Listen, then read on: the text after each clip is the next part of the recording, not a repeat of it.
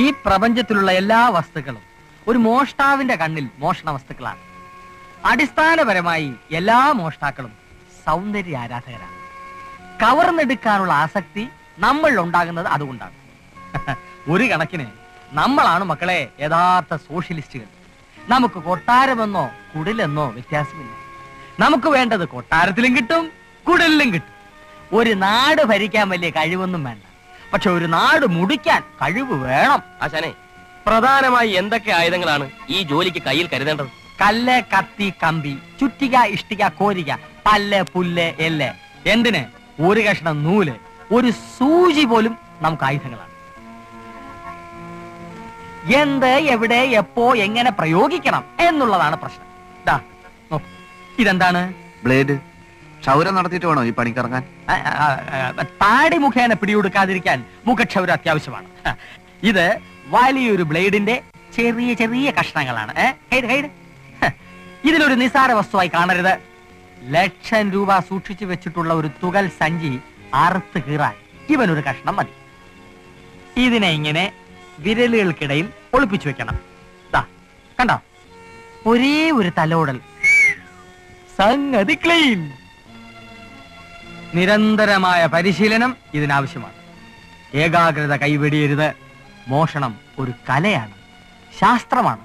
ശക്തിയല്ല, ബുദ്ധിയാണ് ഈ ശാസ്ത്രത്തിന്റെ അടിസ്ഥാന ശില.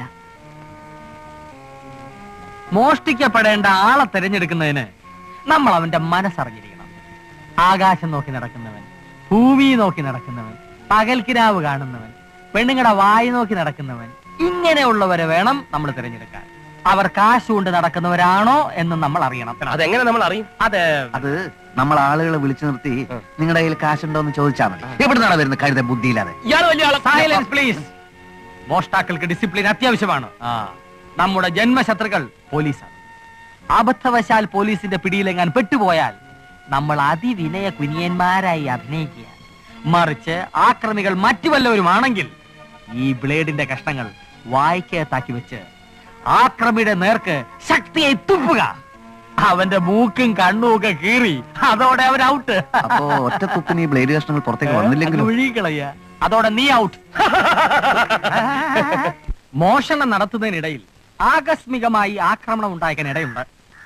കയ്യിൽ അപ്പ കിട്ടുന്ന സാധനങ്ങൾ ഉപയോഗിച്ചായിരിക്കും ആക്രമണം നടത്തുക. ഏത് തരം ആക്രമണം ഉണ്ടായാലും അതിൽ നിന്നും ഒഴിഞ്ഞു മാറി സ്വന്തം തടി രക്ഷിക്കാൻ നമ്മൾ ബാധ്യസ്ഥരാണ്. അടിച്ചോളൂ, ഞാൻ ഒഴിഞ്ഞു മാറി കാണിച്ചു തരാം. വേഗമാകട്ടെ, പരാക്രമത്തോടുകൂടി ആക്രമിക്കണം.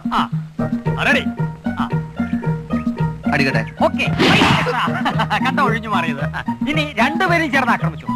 കാരണം നമ്മുടെ ജോലി നടക്കുന്ന സമയത്ത് എത്ര പേരാണ് നമ്മളെ പിന്തുടരുന്നതെന്ന് ഉറപ്പുവരുത്താൻ പറ്റില്ലല്ലോ. ഒരു പിന്തുടർച്ചയുമാകാം. ഓക്കെ, പിന്തുടരൂ, നല്ല സ്പീഡ്, വാശിയോടെ.